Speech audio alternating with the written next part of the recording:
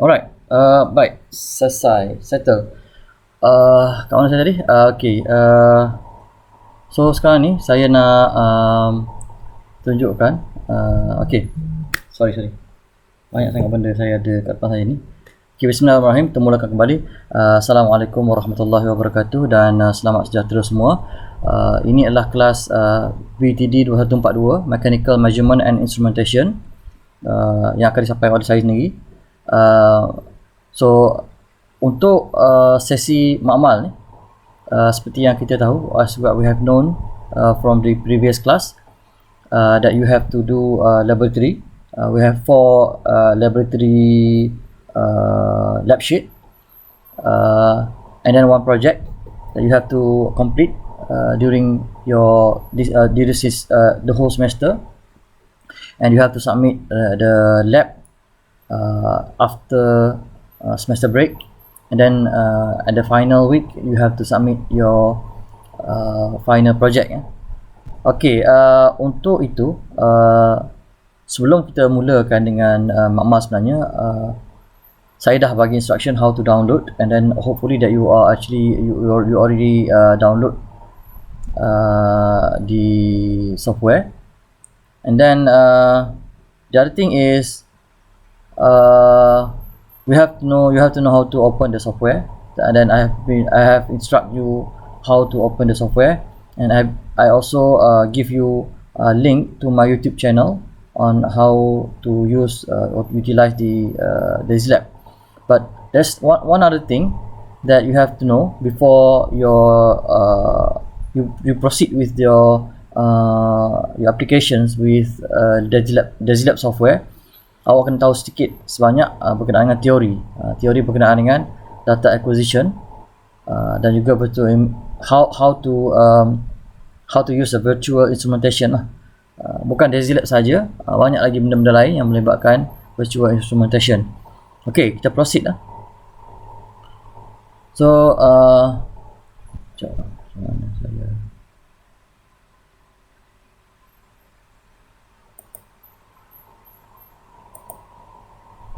okay.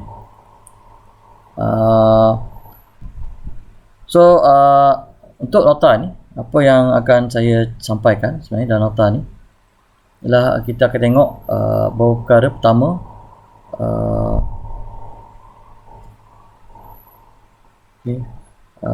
berkenaan dengan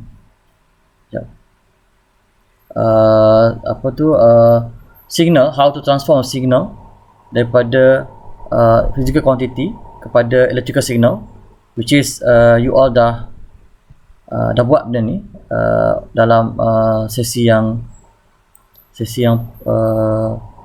bersama dengan Dr. Cikgu Edi. Dah tahu, dah tengok berkenaan dengan 4 basic 4 basic block untuk sesuatu measurement system. Okay, so dan lepas tu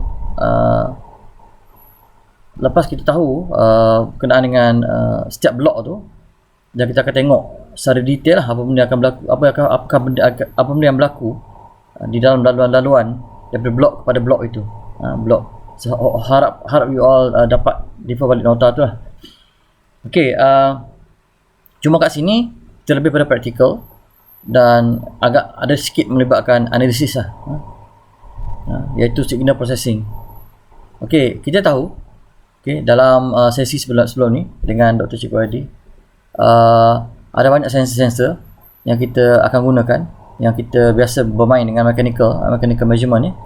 Untuk mechanical measurement iaitu accelerometer, thermocouple, eddy current, strain gauge, force transducer, microphone, sound intensity probe, tachometer, pressure transducer. Yang ni mungkin Dr. Cikgu Edi akan terangkan secara detail, secara teori dia lepas ni. Okay, tapi hari ni kita nak tunjuk sikit lah. Saya fokus kepada yang ke berapa tu, yang ke-6 tu, iaitu microphone. Di mana microphone ni dah built in dalam komputer. Biasanya dalam laptop memang ada lah. Dan kalau you all ada microphone, external microphone ke, memang dia akan capture sound pressure masuk dalam komputer lah untuk direkodkan. Either sebagai output tu jadi sebagai sound, atau output tu you boleh save lah untuk kegunaan selepas ini. Okey, kemudian kita ada banyak lagi lah, ada banyak lagi sensor tu. Kalau di makmal kita boleh tunjukkan berkenaan dengan accelerometer ni, anyway, kita tak berpeluang untuk di makmal, tak apa, anda akan ada peluang nanti di masa akan datang nanti, insyaAllah. Okey, satu benda yang kita kena tahu ialah sesuatu sensor itu bila kita beli dia, dia akan memberikan spek lah, dia akan memberikan spek kepada sensor tersebut. Biasanya spek itu ialah diberi dalam bentuk sensitivity. Kalau accelerometer, dia akan berikan sensitivity. Contohnya kalau accelerometer ni dia bagi dalam bentuk volt per engineering unit, ataupun contohnya lah 100 millivolt per G tu ialah G ialah gravity ya. G tu gravity maksud dia meter over second square, meter per second kuasa 2, unit pecutan. Okey, untuk ini kalau diberikan 100 millivolt per G, maksudnya ialah accelerometer tu akan memberi dia akan dapat detect 1 G punya motion. Okey, dia akan memberikan 100 millivolt. Untuk satu G punya motion, dia akan memberikan 100 millivolt. Dia keluarkan output 100 millivolt. Jadi bila kita sambung sensor tu kepada kita punya data acquisition ataupun komputer lah, kita akan nampak value 100 millivolt tu menunjukkan bahawa okey, ada 1 G punya reading. Okey, samalah kalau dia beri 0.5 G, maka dia akan memberikan bacaan 50 millivolt lah. Dan kalau dia beri 2 G, dapatlah 200 millivolt. So dia linear dengan bacaan. So ini penting sebab kita punya komputer, kita punya device memang dia akan baca dalam bentuk millivolt lah biasanya, millivolt. Sebab dia electrical signal. Okey. Alright. Kemudian next ialah kita nak tengok okey, apakah hubungan dia sebenarnya? Hubungan di antara voltage tu dengan engineering unit tu. Dengan kata lain, dengan kita masukkan engineering, where we mention as engineering unit in, for example, acceleration tadi ialah gravity. So that's the engineering unit lah. Let's say kalau in term of microphone, okay, biasanya dia akan gunakan Pascal. Pascal is unit of pressure, sound pressure ni Pascal. So biasanya kalau you beli as a microphone, dia akan memberikan bacaan how much millivolt per kilopascal. Bolehlah anda rujuk dalam Google, mungkin tengok dalam mikrofon tu, dia akan memberikan sensitivity berapa millivolt per pascal. So kita akan tengoklah. Kawasan yang linear. So kawasan yang linear tu ialah kawasan yang biasanya kawasan yang kita buat aplikasi lah, kita gunakan device itu pada kawasan yang linear ni. Okey. Biasanya bila kita beli barang, kita beli sensors, dia akan cakap sensor ini bagus ataupun tepat pada range yang tertentu sahaja. Di luar range tersebut, biasanya dia akan memberikan bacaan yang tak tepat. Dia akan nyatakan benda ni di dalam spesifikasi. Sebab apa? Sebab benda ni lah, sebab dia linear ni, linearity ni. Sebab kalau tak linear, nanti dia tak sama macam teori lah, dia punya bacaan dia. So okay, alright, so kita teruskan. Okay, itu sedikit sebanyak saya just recall sedikit sebanyak. Mungkin akan ada penjelasan lebih lanjut di dalam chapter yang mana dia ditunjukkan oleh Dr. Cikgu Edi nantilah. Baik, okey, kejap mana.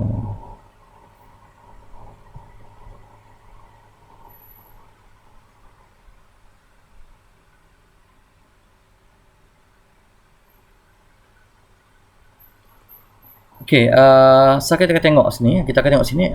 Apakah data acquisition? Data acquisition ialah satu device, it's a simple device. It's not simple, complicated juga. Device untuk convert, biasanya dia untuk convert daripada signal mechanical into electrical signal. Itu function dia. Biasanya dekat data acquisition ni, apa dia buat, dia akan ada signal conditioning. Signal conditioning, sama ada dia akan membuatkan, dia akan tukar, dia akan convert signal tu. Kalau dia ada noise, dia akan buang noise.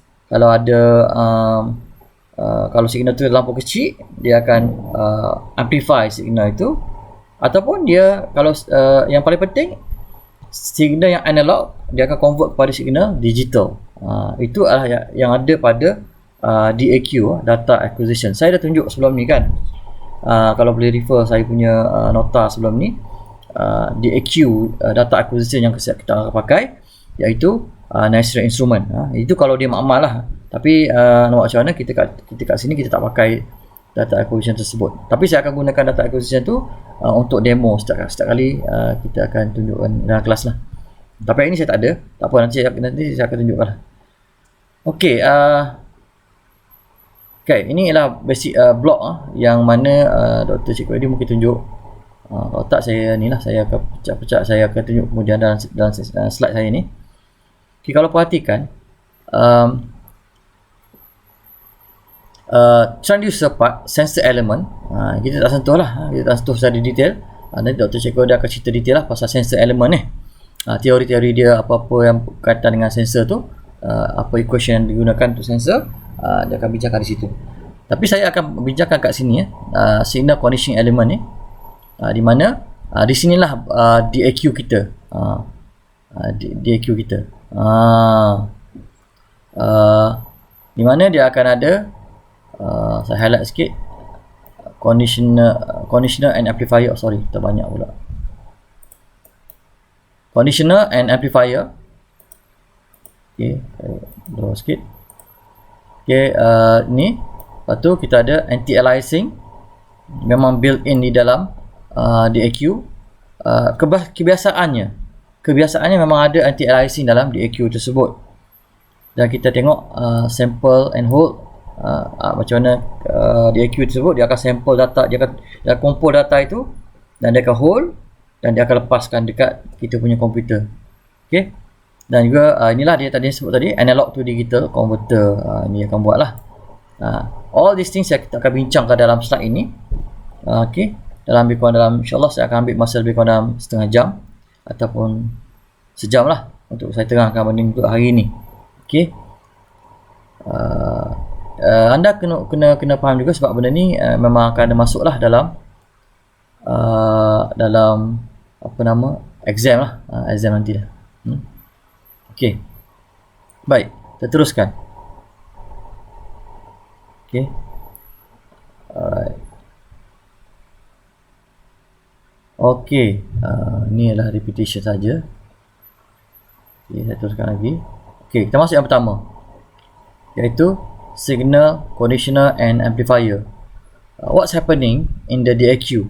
What is happening in the DAQ? What happen is DAQ ni, dia akan make sure, dia akan conditionkan, make sure that the signal suitable for the next process, which is the next process apa? Iaitu signal processing. Ni next process ialah ni, signal processing. Okay, so untuk make sure that signal is good for the next process, we have to do some conditioner. Apa itu conditioner? Kita akan make sure either kalau sound tu tak ada, kalau signal tu banyak noise, kita kena letak filter. Kalau kalau sound tu kecil, kita kena naikkan sound dia lah. Okay. Ini adalah function pada di bahagian conditioner, bahagian signal conditioning, iaitu pertama, of course, dia adalah first connector. DAQ ni, dekat DAQ ni, dia the first connector dengan sensor.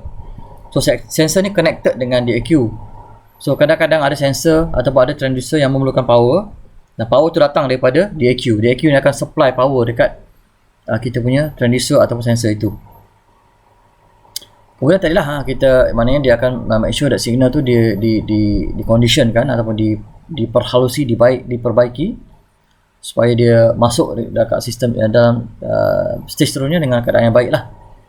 Okay, so dia akan amplify di voltage. Okay, dia akan minimize the noise kan, dan juga dia akan minimize the error lah during digitization. Okay, baik, seterusnya itulah function kepada data acquisition yang kita ada lah. Okay, yang ni kita sikit teori sikit berkenaan dengan sample and hold. Dia ada kaitan, sample and hold ni dia ada kaitan dengan yang ni, dengan anti-aliasing, ada kaitan dengan analog to digital.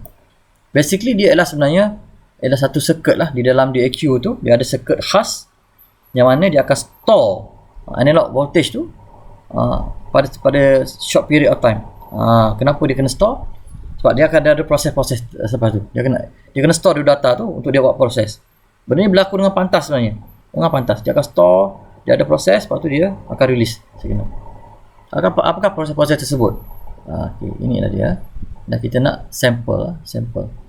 Okey, kalau anda lihat mungkin ada diterangkan dalam kelas dengan Dr. Chikwadi, iaitu bila kita convert signal analog itu kepada digital, okey, dia akan cuba untuk samplekan signal itulah. Okey, so kalau lihat di sini kita dapat lihat signal itu dari sini signal kan. Okey, ni signal. Okey, ni signal analog lepas tu kita samplekan dia. 1, 2, 3, 4, 5, 6, 7, 8, 9, 10 dan seterusnya. Dan sampel yang ke N. Sampel ujung ni sampel yang ke N. Kita sebut sebagai N sampel. N sampel. So ada N sampel. Okey. So jarak di antara sampel itu ialah masa ataupun TS. TS ataupun saya boleh tulis sini saya tulis mana saya punya apa nama keyboard saya. Okey, so kita ada sini lah sampel lah, sampling period. Boleh nampak tak tulisan saya semua? Ada. Okey, alhamdulillah ada nampak. Okey, so sampling period ni ataupun dengan kata lain disebut TS. TS. So besarkan sikit lah, senang sikit. Okay. So TS, sampling period. So itu jarak di antara dua sampel. And then the sampling period ni we can convert into the sampling frequency lah. How we do this equation. Dia tak nampak sangat tu, saya tulis balik. So Fs, sometimes dia pakai Fs besar, sometimes dia pakai huruf kecil, sama dengan 1 per TS. Okay, so besarkan sikit tulisan. Okay, that's the relation between sampling frequency dengan sampling period lah. Okay, dan the number of sample dalam window ini, ni kira satu window ni sebenarnya the whole picture ni ialah kita panggil satu window lah. Satu window dalam tu ada jumlah nama n. Biasanya n itu dia biasanya kita boleh customize lah berapa kita nak, 1000 ke 2000 ke 3000 ke, terpulang pada storage yang kita ada, ataupun boleh biasanya dia akan dalam bentuk bit 1024. Boleh dia boleh pergi pada 2048 bit untuk bit. Okey, itu jumlah lah jumlah. So kalau kita pilih n yang besar, maksudnya window kita akan banyak. So kalau kita pilih 100 je n, so tak besar lah, tak banyak lah, mungkin sampai sini je lah, up to this level, up to this part lah, mungkin lah half je signal yang dia akan tunjukkan. Kalau kita pilih n yang sedikit, that's how it depend on our selection lah. Our selection, kita yang pilih berapa banyak berapa banyak n yang kita ada. So kita kena hati-hatilah. Takut nanti ada maklumat yang tidak ditunjukkan dekat komputer kita sebab kita pilih n yang sikit saja. Okey, itu berkenaan dengan sedikit teori lah, berkenaan dengan sampling frekuensi. Ada lagi? Teruskan, kita akan teruskan lagi. Jangan relax sangat. So we have more, and it's began to be harder and harder. By time we scroll to other page, the information become harder and harder, of course. So the whole window kita ni, keseluruhan window ni, nampak cursor saya bergerak tu. Window kita ni daripada sini sampai ke sini ni, okey, diberikan oleh n darab dengan t, ataupun dengan kata lain, saya tukar dalam bentuk yang conventional sikit yang biasa kita faham, n ataupun kita panggil time lah, t tadi ts tau, ni t sama dengan n darabkan dengan ts. Saya darab sikit, ataupun boleh kata gini, n ts, boleh. Tak apalah, saya buat macam ni lah, saya tak nak nampak confused sikit, saya buat macam ni.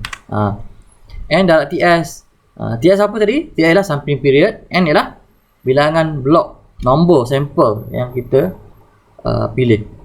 So dia akan memberikan time untuk window itu. So untuk case kita kali ni ialah time dia ialah 10 second. 10 second. So kalau tengok sini, ni R lah, R ni bilangan je lah, bilangan saja, tak ada apa-apa. Terus bilangan saja. 1, 2, R1, 2, 3, 4, dan R boleh pergi sampai infinity lah, terpulang lah berapa banyak nak pergi.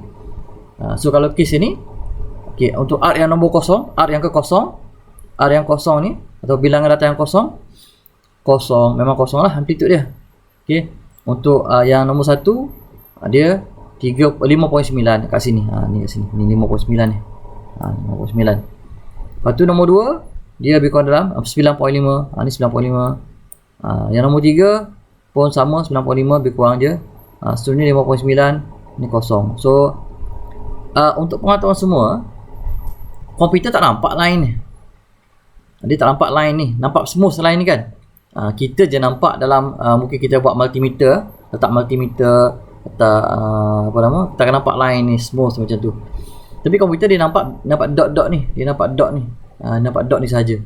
Dia recognize dot je pasal dia digital device kan. Cuma kalau dia nak buat line pun dia akan buat line macam ni lah. Dia akan buat line straight line. Straight line. Dia tajam, dia straight line. Dapat straight line. Sorry lah, saya punya tangan ni tak betul sangat. Dia straight line. So, nampak dia bergigi sikit. So kalau kita pilih sampel ataupun sampling frekuensi, yang tak bagus, tak betul, kita akan nampak dia bergigi. Dia nampak tajam, tak comel.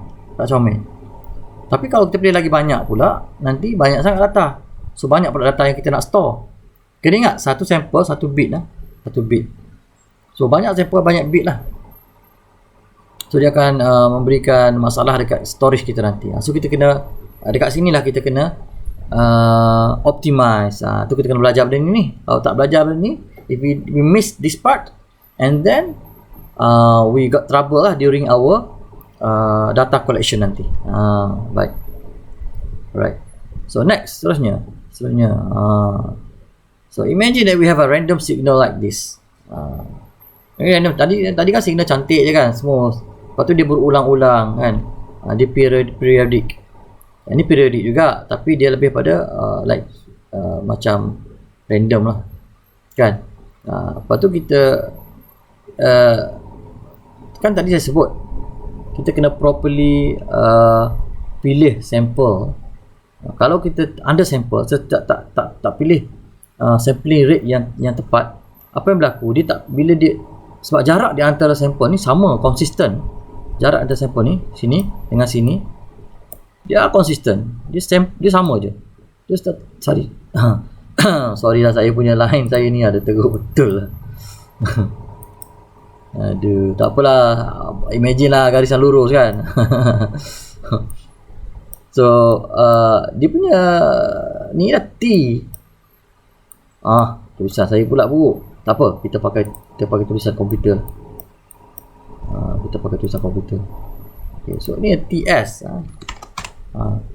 Satu ni TS, dia konsisten, dia setiap satu sama. Inilah, ni dah terang, ada kat sini. Ni ada kat sini. Setiap jarak ni ialah TS. So dia setiap masa dia sama. Dia konsisten. So ketika bahagian ni kan, komputer kan tadi kan dia tak recognize line-line tu. So dia tak recognize line smooth yang ada dekat sini. Sorry. Dia tak recognize ni. So apa yang nampak ialah dia apa yang dia nampak ialah macam ni. Dia nampak macam ni. Dia nampak macam ni sorry. Straight line.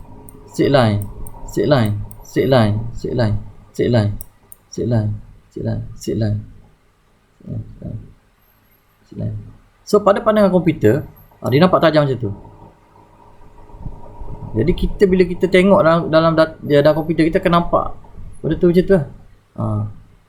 So tajam macam tu. Kan?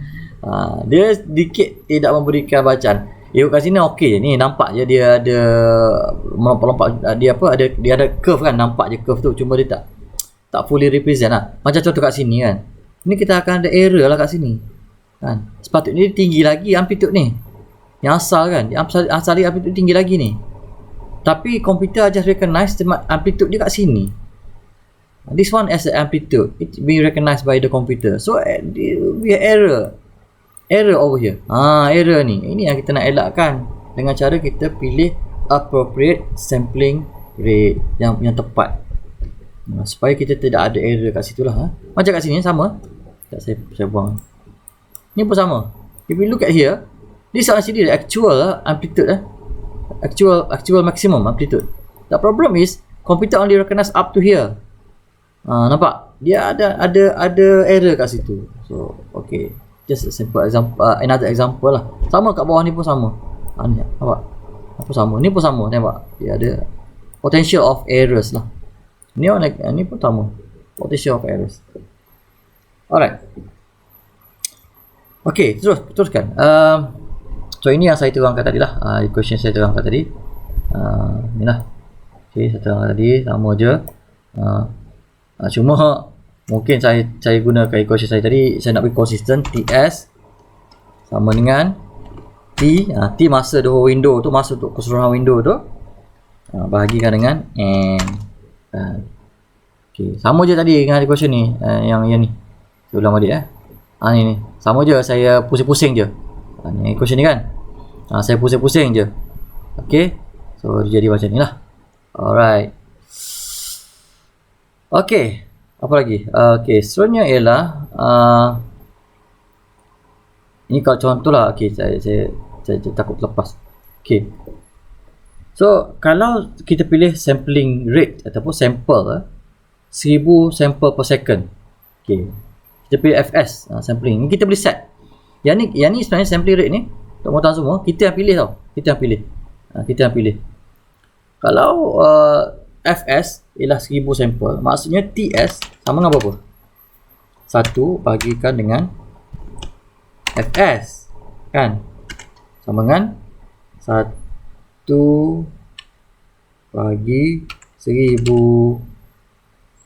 Berapa 1 bagi 1000?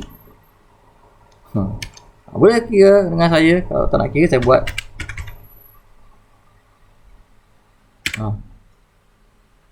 betul. Tak betul je. 1, 2, 3, betul lah. 0.1 second. Second. Sebut penuh lah. Dalam jawapan boleh tulis macam ni, second, ataupun tulis S cukup. Tapi kena ada unit. Kalau tak ada unit, saya bagi kosong markah pada exam.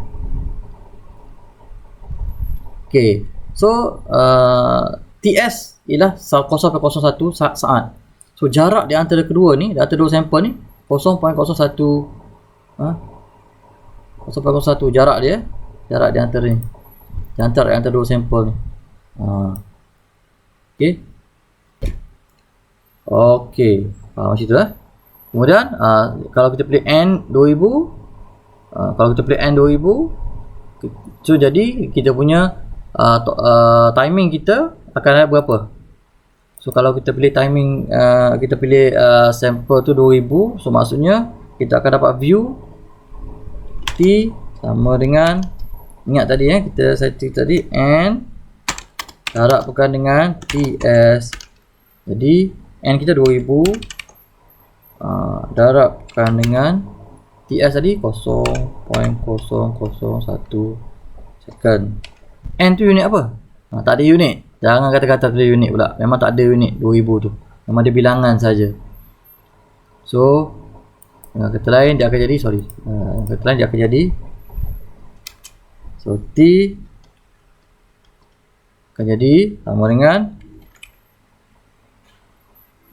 apa? Akan jadi 2 second. Itulah jawapan dah ada kat situ, tapi saya tulis tunjuk how the values can be calculated lah. Okay, so 2 second. So the whole sample ni, the whole daripada sini sampai dah ke sini ni 2 second. Itulah. Okay, faham lah? Hopefully saya terangkan ni, you all dah dapat gambaran lah. Kalau tak dapat gambaran, kita hopefully benda ni dapat direkodkan dan kita boleh tertengok lah. Check sekejap. Kita boleh review balik. Hopefully lah, insyaAllah. Okay. Kalau tak pun dalam saya akan pastekan saya punya YouTube channel tu yang sebelum ni. Okay. Itu untuk paksi. Tadi untuk paksi, kalau perasan itu paksi X. Pada paksi time. Pada paksi X. Sekarang kita tengok pada paksi X pula. Paksi Y. Seperti yang saya serangkan tadi sebab dia digital, based on digital, dia based on points. Point, satu point kat sini, satu point kat sini. So point ni sebenarnya dia dalam paksi satah Cartesian XY axis, dia masih ada nilai X dan nilai Y kan. Kena ada nilai X, nilai Y. Tu nilai X tadi dah bincang. Kita dah bincang nilai X tadi. So now we move to the next part, kita Y axis, which is the pembahagian dia. The pembahagian dia macam ni dia nak ada tangga-tangga ni. Macam tangga-tangga tu dibina. Kan dia bertangga kan. Tadi dia bertangga dekat sini. Dekat bahagian X bertangga pula. Kita panggil apa scale Allah. Tak jumpa pula perkataan. Scale lah. Jadi scale ni bahagian pada bahagian X. Now we move to the scale at the Y. How they construct the scale at the dia tak betul ni. Sorry lah, dia punya ni tak tepat. Sepatutnya dia sama. Sepatutnya dia punya ni sama je jarak di antara ni. Sama je. Sama je ni. Same distance sebenarnya. Maafkan nota ni sebab dia tak tepat sangat. Mungkin masa dia buat nota ni dia tak betul-betul buat. Anyway, imagine lah, bayangkan dia sama jarak lah dengan ni, sama jarak. Okay, now kita bila untuk bahagian Y ni kita gunakan perkataan resolution. So what do you mean by resolution 1 bit? Dia ialah 2/1. Itu 1 bit. Okay, 1 bit 2/1. So what happen is, actually you imagine that we have the line tu separated into 2 parts lah. Okay, 2 parts. Satu line kat sini, satu line atas ni. So dia recognize 2 line je. Line ni dengan line ni. Dua line ni dia recognize. Computer recognize. Sebab dia melibatkan hardware tau. Resolution ni hardware. Dia bukan melibatkan software apa-apa, dia resolution. Memang komputer hanya recognize dua. Kalau kita beli DAQ yang resolution dia 1 bit saja, dia akan recognize dua line saja, up and down. Signal yang asal macam ni. Ni signal yang asal ni. Ni signal yang asal. Komputer tak, macam sebut tadi, komputer tak nampak benda ni. Okey. Tapi apa yang berlaku, let's say komputer ni dia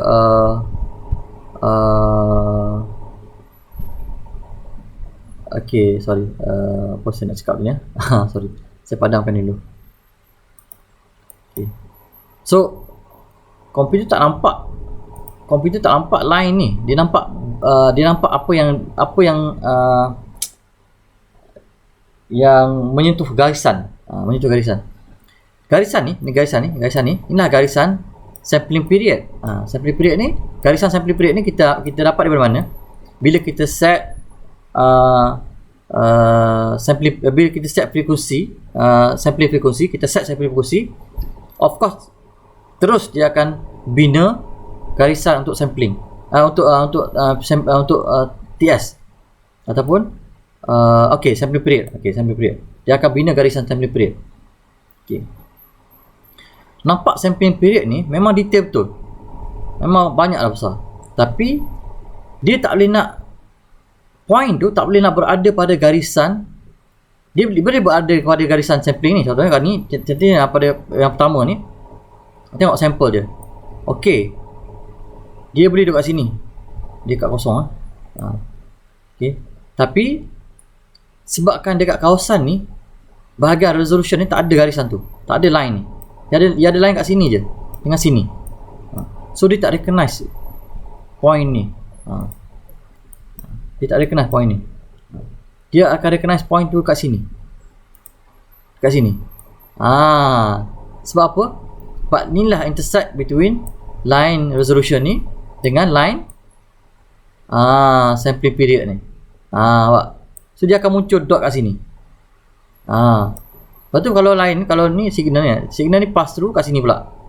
Dia tak boleh buat dot kat sini. Sebab even sampling period ada kat sini.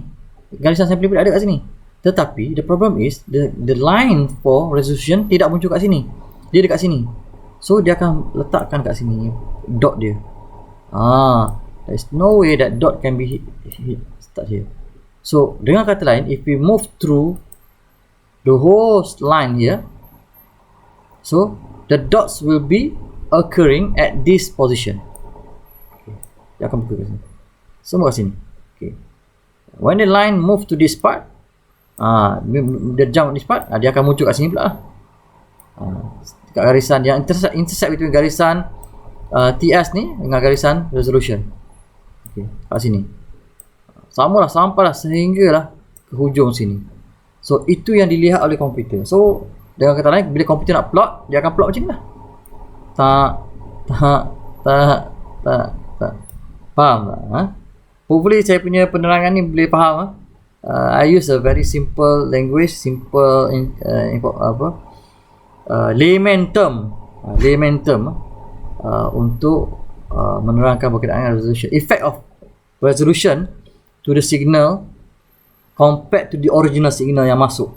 Original signal memang nampak warna biru ni cantik je, tetapi disebabkan oleh resolution kita pilih hanya 2 bit saja, 1 bit saja, sudah ada 2 line, so menyebabkan walaupun sampling kita bagus, nampak detail sampling, tapi disebabkan oleh resolution kita 1 je, dia jadi bertangga.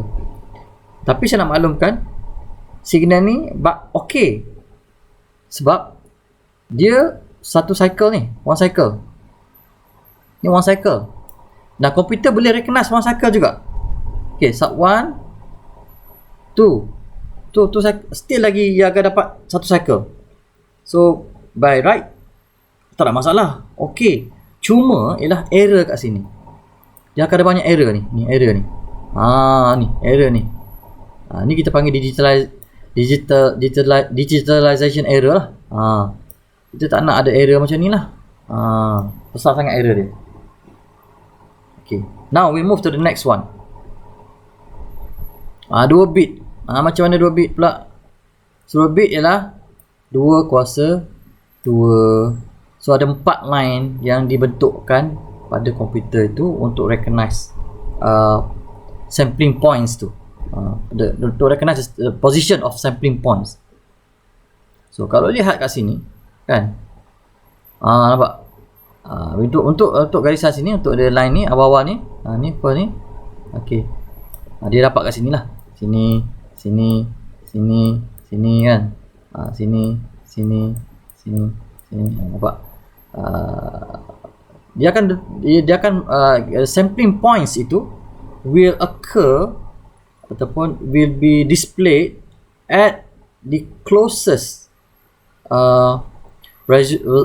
resolution line and sampling period line. Dia akan muncul dekat yang closest, yang paling dekat.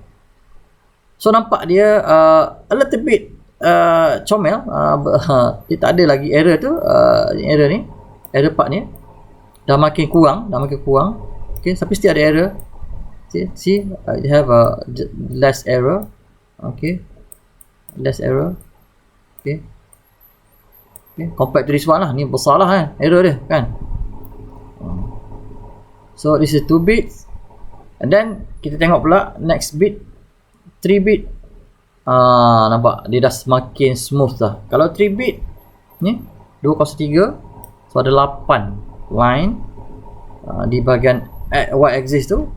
So nampak macam sampling points tu boleh muncul sedikit smooth lah. So see the error makin tak ada lah, makin kurang lah error dia. Right. So seterusnya kalau kita tengok pada 4 bit, dia pun makin cantik. 4 bit ni 216 ada 16 line. So imagine kalau berapa bit dah sekarang. Kalau biasanya kalau saya punya DAQ, the one that I show last week to you, that one is 10 bit. 10 bit, you imagine lah, it will be very smooth lah, very smooth. Basically 8 bit ke atas dah cukup lah untuk signal lah, Tapi kalau tengok pada komputer you all ni memang bit dia tinggi lah, beribu-ribu bit, beribu-ribu pula. Yalah, sampai kadang-kadang 1000 bit kan. 2 kuasa 1000. Berapa pula garisan yang ada, detail punya tu. Untuk bahagian ni lah, untuk cuma bezanya kalau in term of screen display ni, bit dia tu bukan pada Y je, bukan pada Y axis je. Bit tu melibatkan Y and X axis. Pecahan Y dan pecahan ni. Bahagian yang X axis tu dia pecahkan pada bit yang sama lah. Tu untuk di sistem display lah, sistem display. Kita boleh imagine macam tu lah. The more bit, the more kita panggil apa, precise lah the representations of display yang boleh kita nampak melalui komputer. Baik. Okay, tu ada note kat bawah tu, 16 bit. ADC will discretize an amplitude range of signal to a resolution of 65,536 grid. Besar, banyak grid tu. Memang yang halus, memang very detail lah. Okay. Right, kita tengok sikit range. Apa itu range? Range ni dalam kita tengok dalam sudut dalam view data acquisition. Dia ialah ratio between largest and smallest signal yang boleh di view dalam dalam komputer. Kalau saya boleh recall tadi kan, accelerometer kan 100 millivolt per G kan, G. Itu kalau let's say accelerometer tu bagi 100G, 1G. So berapa volt yang akan ditunjukkan oleh komputer? Darab lah. So waktu dia akan dapat V kuadrat 100 10,000 dari 10 10,000 milivolt kan, ataupun dengan kata lain dia 10 volt lah. So komputer akan view dekat dekat axis ni.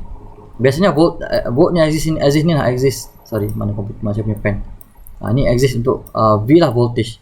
Biasa sini ialah untuk ni kan, untuk time. V kat sini. So dekat bahagian V ni, voltage ni, dia akan view dalam, kalau bacaan 100 G, dia akan berikan 10 volt.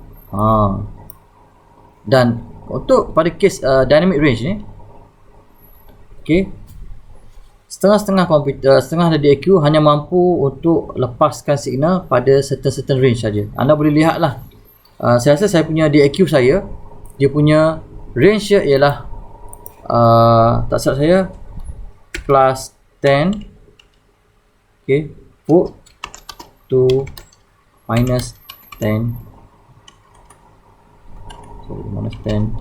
volt sahaja. Ini sahaja range yang boleh ditunjukkan oleh DAQ saya. So dia tak, maknanya yang kata lain, kalau lebih daripada 100 G, dia tak nak view lah. Mungkin 1000 G kan, 1000 G, maka komputer tak nak tunjukkan. Macam nak selesaikan masalah tu? Dia ada cara dia lah. Dia ada cara dia. Kita kena mungkin kita kena decreasekan amplitude dia. Ni function DAQ lah. Kita kena decreasekan amplitude dia. Biasa kita amplify kan, kita boleh decrease, kita boleh attenuate, kita boleh kurangkan amplitude dia to make sure that bacaan dia boleh ditunjukkan dalam kita punya komputer lah. Sebabkan limitation of our DAQ, kadang-kadang ada yang sampai 10 volt, ada yang plus minus 5 je, 5 to negative 5. Kalau untuk case macam ni, dia kira dia 10 volt lah. Maknanya 10 volt lah range dia kan. Kalau macam ni, kalau untuk case ni, dia punya range dia ialah 20 volt. Tapi dia differential. Dia differential, maksudnya ada positif negatif. Differential, ada positif negatif. Yang bawah ni dia 10, walaupun 10 volt, tapi dia bentuk differential, mana dia ada polarized positif negatif. Okay, right. Okay, now kita move to the next. Ni part last lah untuk hari ni kita nak tahu, iaitu anti-aliasing. Ini detail sikit. Ini anda kena betul-betul perhatikan betul-betul. Anti-aliasing. Okey. Saya ke depan sikit. Apa itu aliasing? Aliasing ialah fenomena di mana higher frequency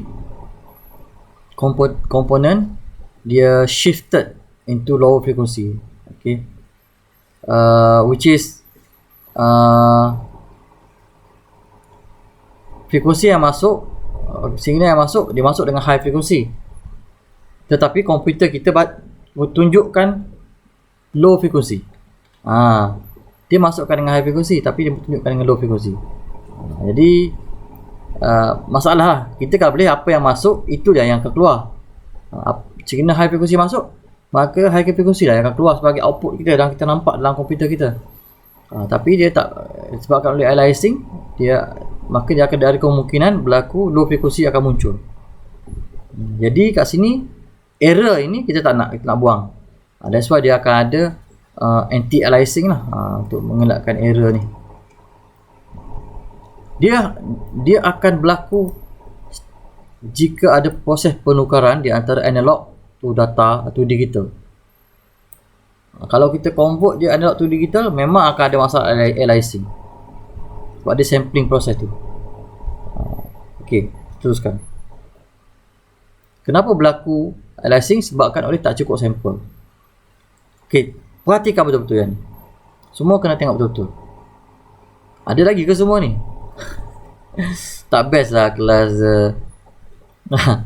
kelas kelas macam ni dia tak best lah. Sebab saya tak ada, kalau dalam kelas saya tanya seseorang, saya panggil seorang-seorang, saya panggil nama ni. Tapi itulah, tengok macam mana kan kita dalam keadaan macam ni lagi ni. Ahmad Ferry Firdiansyah ada? Ada, alhamdulillah ada. Cik Muhammad Amir, Cik Muhammad Amir ada? Sudah. Ada. Jangan berigak dengan saya ni. Ada. Muhammad Wafi ada? Ada. Okey, jangan berigak dengan saya. Pastikan anda ada. Anda menjawab panggilan saya. Dania Hakal?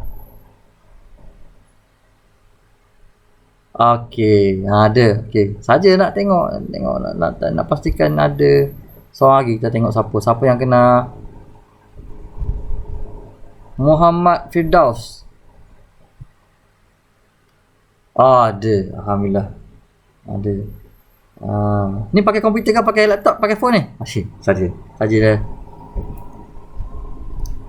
Saja. Apa. Jangan viralkan saya punya ni, soalan saya.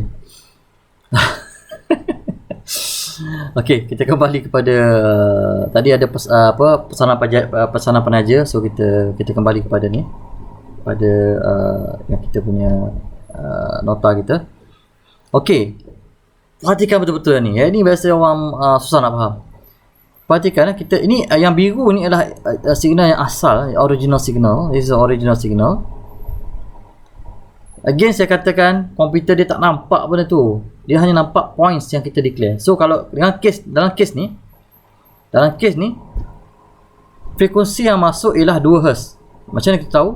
Sebabkan oleh dari sini line ni line 1 second. Ni line 1 second. Ini adalah line, saya tukar warna. So ini adalah line komputer, line yang asal analog signal macam ni. Okey, sampai sini ada berapa cycle? 1. Okey, ada 2 cycle. So which mean 2 Hz. Ingat definition frekuensi ialah bilangan cycle per second. So 1 second kat sini ada 2 cycle. So which is the original signal yang warna biru tu ialah 2 Hz. Okey, bila dia masuk dalam komputer, let's say kita pilih sampling frekuensi 2/3 ataupun dengan kata lain saya convert ke dalam bentuk ni. Sekejap, mana saya punya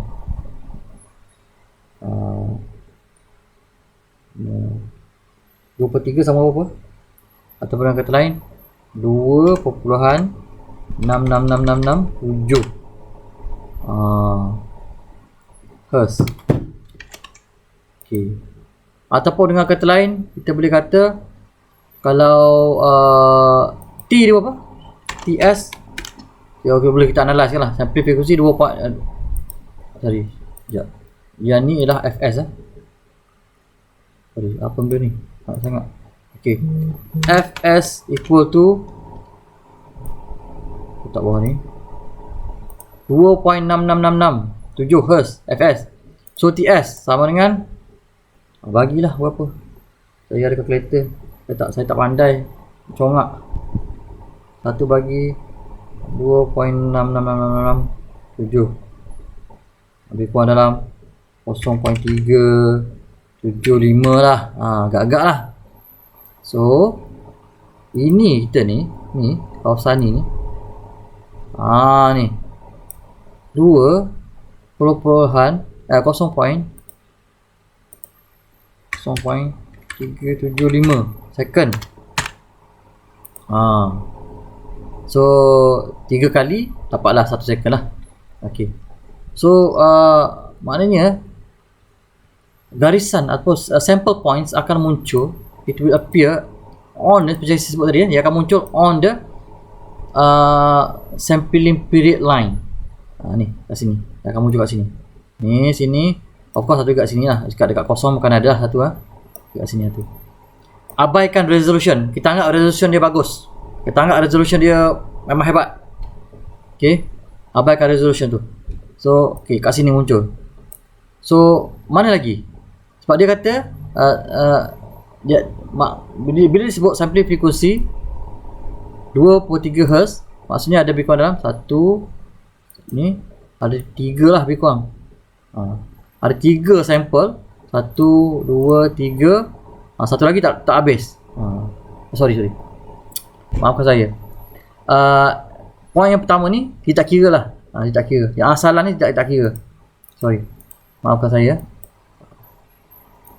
Saya padam sikit. Saya tak nampak siapa yang nampak, dia nampak jelas sikit.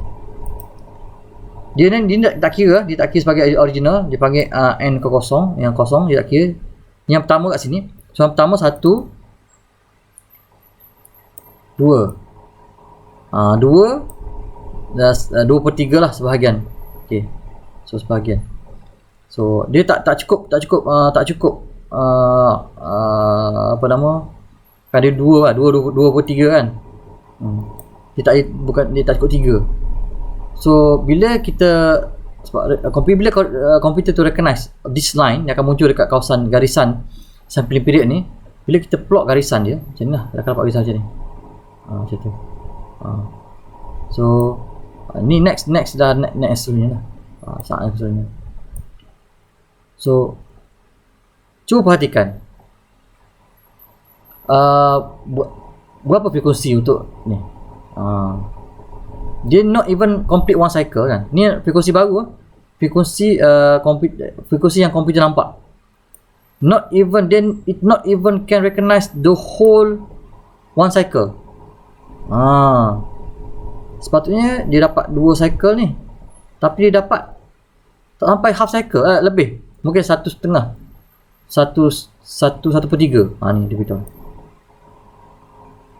dia dapat ni 1/3, tak sampai cycle pun. Maknanya dia dapat sini ratio dia F sampling 1/3 F max, F yang ni frekuensi ni. So dia pada keadaan ini dia tidak memberikan bacaan yang tepat lah. Salah. Okey, cuba kita naikkan sampling frekuensi dia kepada yang seterusnya bawah tu, pada 3 Hz. Okay, cuba kita analyse sekali lagi. So kalau 3 Hz, T dia berapa? T dia ialah 1/3 lah. 1/3 second. 1/3 second. 1/3 second kat sini. 1/3 second. 1/3 second. 1 second kat sini. 1 second kat sini. So kalau tengok sini, ini tak kira sebab memang line dia akan muncul kat kosong je. Dia akan start kat kosong macam mana pun. So yang pertama kat sini, dia muncul kat sini dekat garisan pertama, garisan period yang pertama. Ni kat bawah ni. Okey, kat sini akan nampak. Dan lain tu tak nampak lah. Lain tak nampak, nampak sini je. Ni. Lepas tu kat sini. Okey. Perhatikan yang asal ni 1 2, ada 2 cycle tu yang asal. Tengok apa garisan yang nampak oleh komputer. 1 pun tak sempat 1 cycle. Dapat 1 cycle. Dia dapat 1 cycle. 1 ke bawah, ke atas balik. Dapat complete 1 cycle. Tapi masalahnya original signal kita ialah 2 cycle. Tapi komputer nampak 1 cycle. Sebabkan kita pilih sampling frekuensi 3 Hz. Dia tak cukup detail. Sampling period line tu tak cukup detail. So instead of dia baca sepatutnya 2 Hz, tapi dia baca 1 Hz. Nampak tak sebut tadi kan? Kalau kita perhatikan tadi kan, kalau kita perhatikan definition tadi, fenomena ni berlaku bila mana high frequency yang masuk shifted to a lower frequency. High frequency yang masuk dah 2 Hz, tapi dia shifted pada pada 1 Hz. Sebab kan kita punya sampling frekuensi tu kecil, tak cukup. Okey. Kita naikkan lagi sampling frekuensi. Kita naikkan lagi kepada 4 Hz pula. 4 Hz berapa TS? 1/4 0.25 lah. So maknanya dalam 4 second ni kita bagi 4. 1/4 lah, 1/4 kita bagi 4. Kita bagi 4 line. 1 2 3, ada 4 line sampai ke 1 second tu. Okey. Dan satu ni jarak dia ialah 1/4 lah. 1/4. TS equal to 1/4 second. Okey. Baik. So tapi kalau perhati ni tak ada. Kita by default ada kat sini satu. Okey, satunya pertama 1 2 3 4. Ada 4 points, ada 4 points. Okey. Ada 4 points. Which is indicate 4 points per, ni satu benda yang saya nak tegakkan lagi lah. 1 2 3 4. Maksud dia apa? 4 points sesaat. Sesaat ada 4 points. Jadi maksudnya 4 second, 4 Hz lah. Ada 4 points per second. So tu dia maksud dia 4 Hz per second. 4 Hz ni ada 4 points. Nama macam ni kan. Ni ada 3 kan. 1 2 3. Ada 3 point. So 3 Hz. 3 Hz per second. So apa masalahnya ni? Masalahnya komputer kan dia kena line. So daripada line pertama ni sampai ke sini straight line je. Ini dah kita kok. Dia dapat straight line je. Kalau kita ambil sampling frekuensi double, 2 kali ganda berbanding dengan signal yang asal. Exactly twice than the original the original signal. Menyebabkan dia tak apa-apa, kosong. Masalah. Kalau yang case ni 3 Hz ni 3 Hz ni 1/2. Mana yang ni sampling ni 1/2 daripada frekuensi. Maknanya lebih rendah daripada ni. Maknanya lebih rendah daripada double. Dia one to one. Dia bukan one to one. Bukan one to one. Dia tak exactly the same. Tapi dia 1/2. Yang ni double. Memberikan bacaan yang kosong, sifar. Cuba kita increasekan lagi, lebih sikit. Which is 3 kali. Sampling ni 3 kali signal yang masuk. Signal yang masuk 2. So 3 kali dah 6. So maksudnya ada 6 points. Ada 6 points dalam 1 second. So again kita tengok, kita buat dulu kita punya keadaan ni. TS 1/6 lah. 1/6. Ada 6 lah point dekat dalam ni. So ada 6 garisan lah. Ada 6 garisan. So 1 2 3 4 5 6 sampai 1 second. So each line akan ada satu sampling. 1 2 3 4 5 6. Again komputer dia tak recognize macam tu. Dia akan recognize macam ni, straight line macam ni, macam ni straight line. So dia bertajam-tajam macam tu lah. Again lah dia ada error kat sini. Berbanding original, dia akan ada error kat sini. Dia akan ada error kat sini. Error. Tapi alhamdulillah nampak macam dia memberikan 2 cycle. Satu complete cycle. One complete cycle.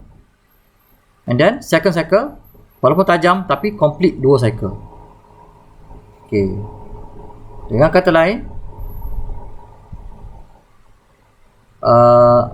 sampling frekuensi mesti lebih daripada 2 kali ganda signal yang masuk. Kalau signal yang masuk itu, let's say signal yang masuk 3 Hz, sampling frekuensi kita tak boleh nak set 6 Hz, tak boleh. Jadi kita mesti set lebih. Kalau terset kurang, dia akan menyebabkan berlaku masalah ni. Masalah yang kita bincang kat sini. Itu kesimpulan daripada pembincangan ni. Nanti kita akan tengok contoh dalam dari Zlab nanti. Ni contoh lain lah. Macam ni. Kalau original signal berapa ni? Ini 10 Hz. Kenapa 10 Hz? Sebab ada 10 cycle di dalam satu saat, 10 cycle. So let's say kita samplekan dia pada 100 Hz, which is berapa kali ganda ni? Dia 10 kali ganda daripada yang asal. Ni 10 Hz. Yang ni sampling dia dibagi 100 Hz. So ada 100 kali ganda, 10 kali ganda daripada signal yang asal. So dia dapat macam ni lah, tahi tajam macam ni. Dia dapat represent signal tapi tahi tajam lah. Kalau kita buat 27 ni ialah 2 kali ganda. Lebih 2 kali ganda lah. Lebih 2 kali ganda daripada yang original. 2.7 times the original signal. So again dia dapat signal boleh, tapi dia wuduh sikit lah. Dia tak cantik lah, tapi still dapat, dia akan dapat 10 cycle lah. Satu kalau kita kira dapat 10 lah. 2, 3 memang dapat 10. Tapi signalnya ada error lah. Tapi kalau kita buat 12 Hz, which is lebih rendah daripada 2 kali ganda, not double than this one, tapi more than this one, but lower than double of this value. Dia akan memberikan bacaan yang tidak tepat. Berapa cycle ada? 1, 2. Ada 2 cycle. Maknanya dia memberikan bacaan 2 Hz saja. Instead of the original signal 10 Hz. So 10 Hz masuk, dia keluar 2 Hz saja. Disebabkan oleh kita silap salah sampel. Kita samplekan dia 12 Hz. Okey. Inilah kita panggil, apa yang kita bincangkan kat sini ialah kita panggil Nyquist sampling theorem, Nyquist frequency lah. So dia mesti, the sampling frequency must be at least 2 time and above. Jangan 2 time. 2 time kan kita tengok kalau 2 kali ganda dia straight line. 2 time and above then the highest frequency yang ada dalam data tu. Kan kalau kita signal macam ni kan, macam ni, bila kita pecahkan ni sebenarnya ada banyak frekuensi dalam ni. Tak nampak sangat lah. Tak apalah, nanti saya akan tunjukkan dalam contoh dalam Dirichlet. Nanti bukan hari ni pun, minggu depan saya akan tunjukkan. Dalam satu signal dia akan ada banyak frekuensi. Kita cari frekuensi yang paling besar, dapatkan frekuensi yang paling besar, dan kat situlah daripada situ kita akan set the best frekuensi. Nanti saya akan tunjukkan dalam masa ni, saya akan tunjukkan dari Dirichlet macam mana kita nak buat. Okey. Baik. Okey. So kita berhenti kat sini, kita akan tunjukkan contoh jap. Okey, saya akan share yang ni.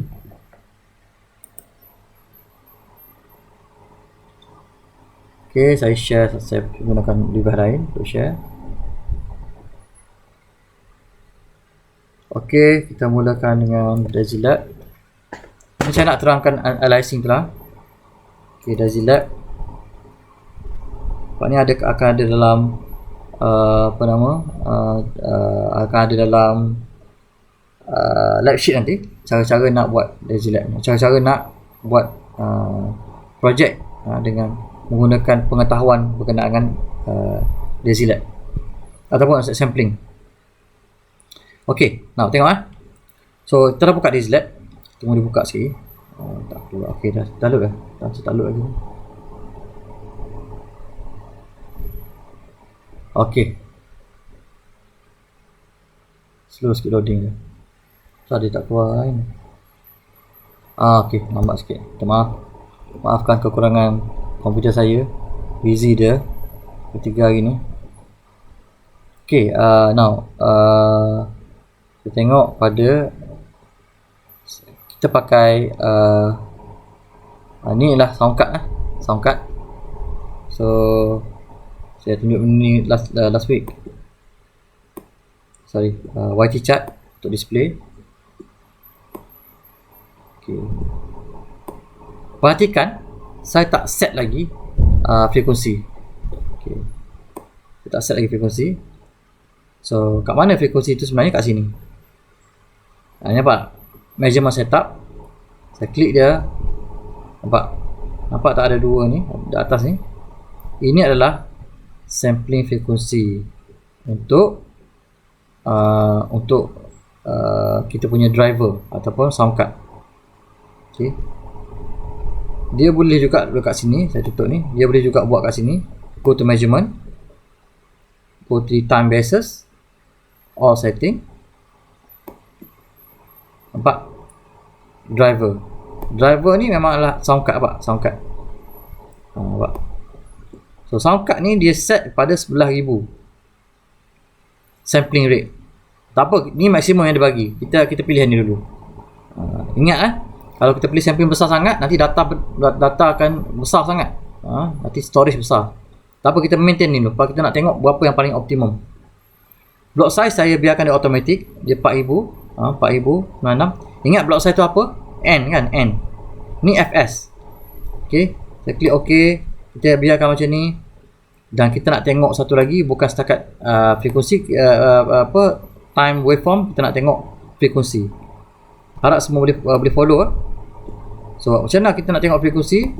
Kita cari, saya kecilkan dulu yang lain. Saya kecilkan yang lain ni besar sangat. Saya pergi pada signal analysis. Okey. Data window. Tarik. Kenapa data window? Nanti kita akan terang pada lab session akan datang. Daripada FFT. Ni kita nak view dulu. Kita ambil real FFT. Okey. Dan kita akan display lah. Display YT chart. Okey.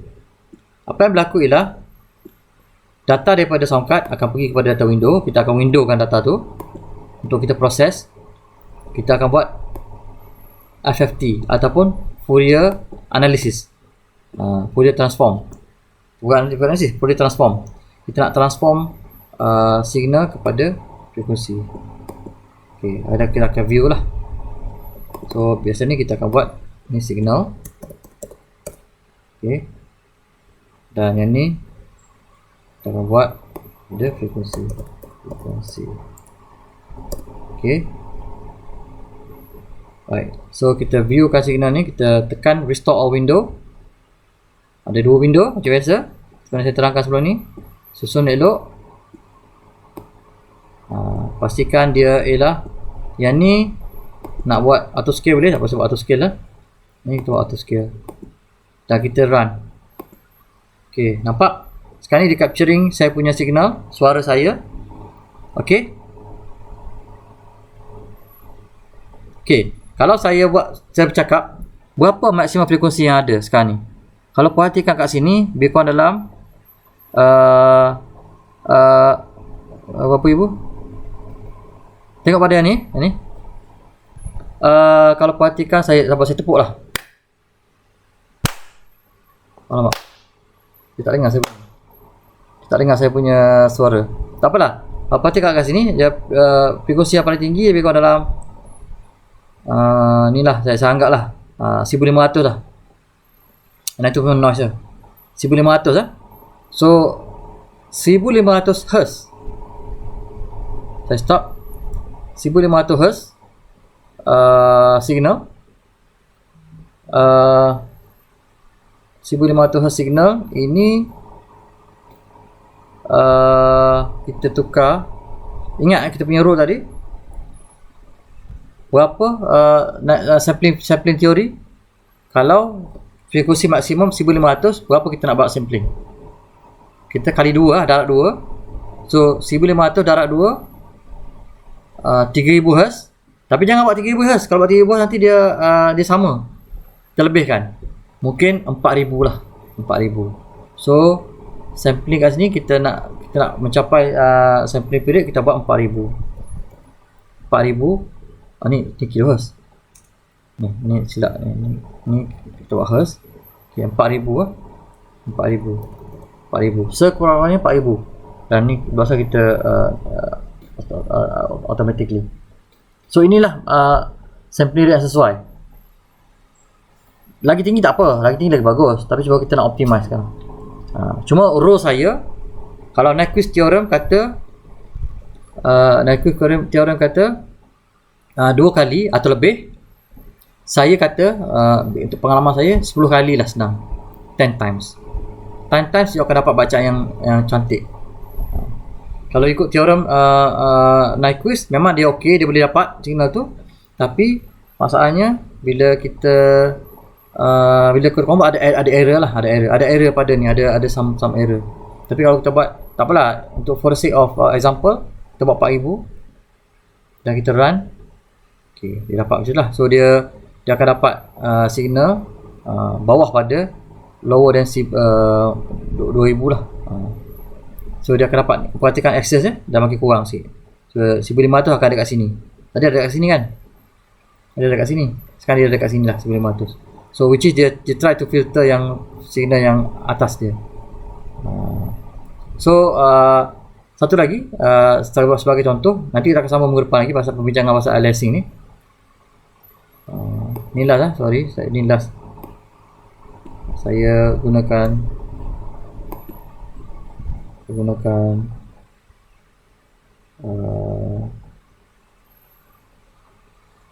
mana control. Saya generate generator. Saya buat ni, saya generate signal. Let's say signal saya ialah 10 Hz, sine, amplitude 4. Okey.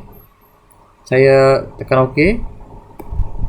Ingat frekuensi dah 10 Hz amplitude 4. Ini saya buat. So saya OK. So signal yang keluar, kita tengok sini. Nampak? Ini signal yang keluar. Signal keluar 10 Hz. Dan kalau kita zoom in, dia akan memberikan 10 ha. Peak dia kat 10 Hz. So peak kat 10. Okey. Okey. Berapa kita punya sampling frekuensi? Sama macam tadi ya. Frekuensi kita buat tadi berapa? 4000 kan. So more than enough lah. Let's say 10 Hz kan. Kita buat 10 juga. 10 Hz dia punya sampling rate. Tengok apa jadi ya. Okey. Lepas tu kita run. Nampak? Dia marah. Tak boleh. Dia kata under sample. Tak cukup sample. Tak apa, kita bagi je. Kita okey je. Nampak? Dia tak boleh tunjukkan nilai langsung. Sebab apa? Sebab dia straight line. Dia ada signal tapi dia straight line. Itu kalau sama. Okey, cuba kita tukar lagi. Kita buat 13 sampling. Okey, dia tak ada sampel. Nampak? Dia tak boleh nak. Tak boleh nak itu pun. Nampak? Sepatutnya 10 Hz kan, dia banyak cycle kan, dapat sikit cycle. Ini contoh dia kenapa dia salah lah. Sebab kita buat 13 tak cukup. Kalau kita buat 2 kali ganda, tadi 10 kita buat dah, 13 dah buat dah. Kalau kita buat 20, kita akan dapat kosong juga saya rasa ni. Dia akan buat macam ni. Dia akan dapat macam ni. So even tak bergerak lah. So kita buat lagi, saya buat lagi, let's say 30. Nampak? Okay, nampak macam okey dah ni. Dan kalau kita masih tajam lagi, kalau kita buat macam gunakan rule saya 10 kali ganda. So 10 Hz 10 ganda ialah 100. So 100. So kita buat, nampak dia okey sikit lah. Dekat satu kali ganda. Nampak dia dah keluar dah. Nampak dah keluar dah. Tadi tak keluar tadi. So anda boleh play around, main-main dengan dia punya ni, pakai generator untuk tengok sampling lah. Tapi kita akan continue lagi pada minggu depan berkenaan dengan aliasing ni. Dan boleh refer pada lab sheet yang pertama. Dia ada menerangkan berkenaan benda ni. Anda kena buat lah, gunakan. Kalau ada nak tanya pasal lab sheet, cara report, penulisan report, nanti saya akan terangkan. Saya akan tunjukkan contoh report dalam Telegram. Saya akan postkan contoh report dalam Telegram dan anda boleh refer lah dalam Telegram. Okey, itu saja untuk hari ini. Hopefully dia membantu anda untuk memahami lebih lanjut penggunaan Resi Lab ni, untuk menghasilkan lab sheet yang bagus lah, lab report yang bagus. At the end kita akan buat projek dengan menggunakan Resi Lab. So terima kasih banyak pada semua yang hadir. Kita tutup kita punya sesi dengan tasbih kafarah. Assalamualaikum warahmatullahi wabarakatuh.